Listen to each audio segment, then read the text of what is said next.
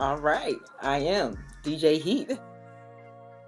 I started off as the DJ for the Washington Mystics in 2017, and then in 2018, I became the DJ for the Washington Wizards.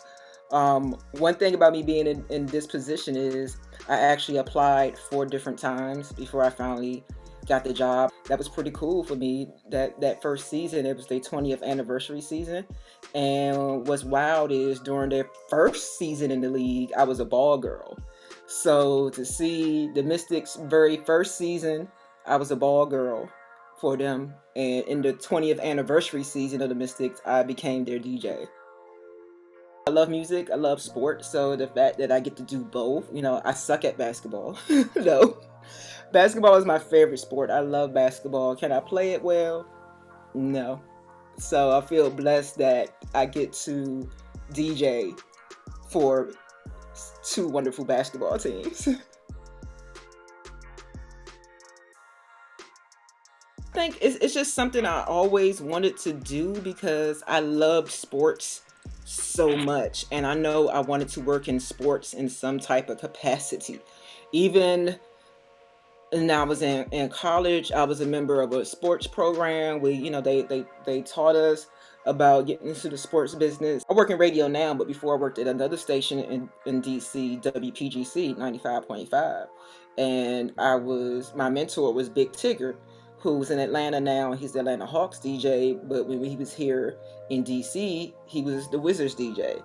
And I've always admired him. We've known each other for such a long time. And even when he was doing the Wizards DJ position, I was like, man, I want to do it. I kept asking, can I come to a game? Can I watch you?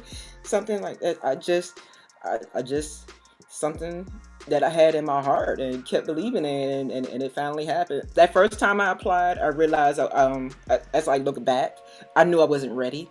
I involved so much as a DJ and as a personality as well.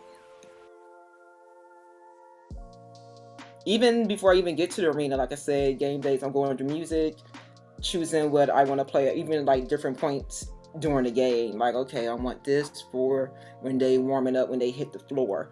Or I may have ideas for something else I want to play when we have like a hot timeout. If it's crunch time, like, oh, I want to try this. I haven't played this in a while. Or like, all right, this is for the dancers when we do dance cam. Like, all right, I think I want the dancers. The dancers might like this song for dance cams. That clock starts counting down in the arena. About 99 minutes before official tip off. So I'm playing music for the players while they out there. Then about 30 minutes before tip off, that's when we switch into total game mode, getting ready for that. If the team is going on a hot streak and the fans get real into it, and then there's like certain songs you could play and the fans are all singing along and going, that's a great feeling that helps build things up. Or like, the fun sing-along songs, everybody loves singing Sweet Caroline and singing along to that. And the most rewarding part of being a DJ to me is seeing people, how happy music makes them.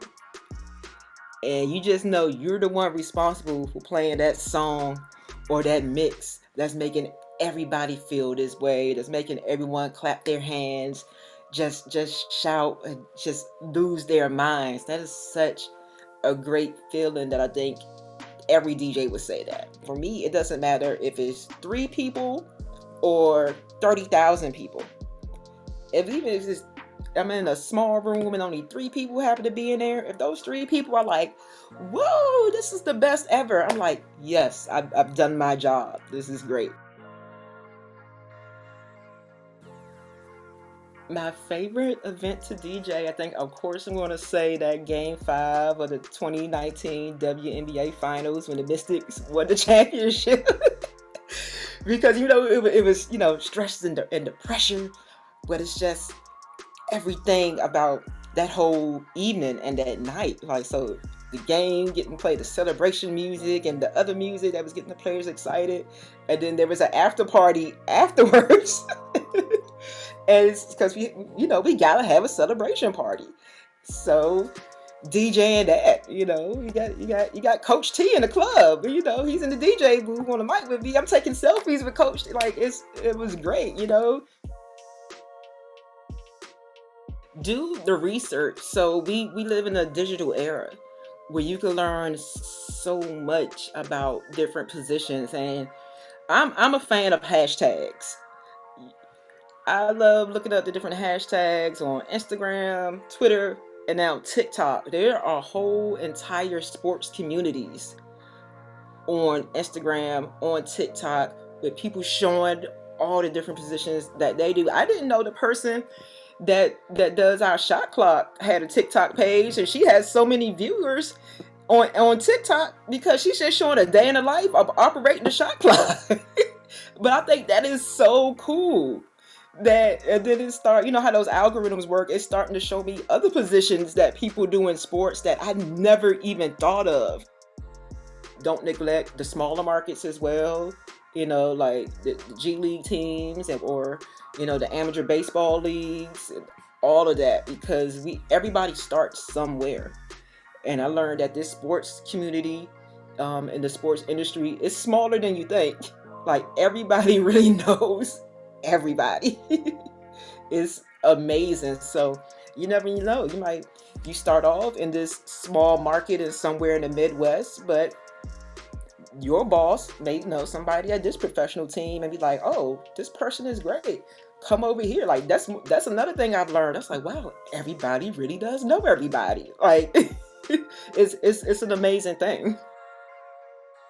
Start networking don't be afraid to reach out to anyone that you come across, because I could say, like, personally for myself, if someone has a genuine interest in my career, you send a nice little message like, hey, I'm such and such, I'd like to learn more. Sure, it's just that simple. Networking is just that simple. If one person doesn't reply back, don't take it personally. Some folks are busier than others. I've learned that some people just don't even know how to check their messages. They're like, oh, I don't even know where that tab is located. Say there's someone that you really like. I look up to Jay-Z, for example. I can't get in contact with Jay-Z, but if that person has enough great interviews and content and sharing things that they did in their business, you could get your mentorship that way, just from learning from their past interviews, books they have out, etc., etc. There's a lot of people that I love reading about. I was like, okay, I might not ever meet this person, but they have so much great content online, or anytime that they're a guest on a podcast, I'm going to soak it up. And to me, it feels like they are my mentor, even though I don't know them personally. I don't think everyone realized how many different careers it really is in sports. Like this would be my 5th year with the Mystics, and to learn everything behind the scenes of all the working parts that goes into putting on just like one game. So many different positions, and I have respect for everybody on all levels in the arena for everything that they do. And it's so many different jobs, and it's so cool. I'm just so happy that I'm able to learn from everyone around me as well with what they do. Want to learn more? Visit womeninsportstech.org to watch the full episode of this video and find out how WiST is driving transformative growth opportunities for women from the classroom to the boardroom at the intersection of sports, technology, and innovation. Change the ratio with us and join our community.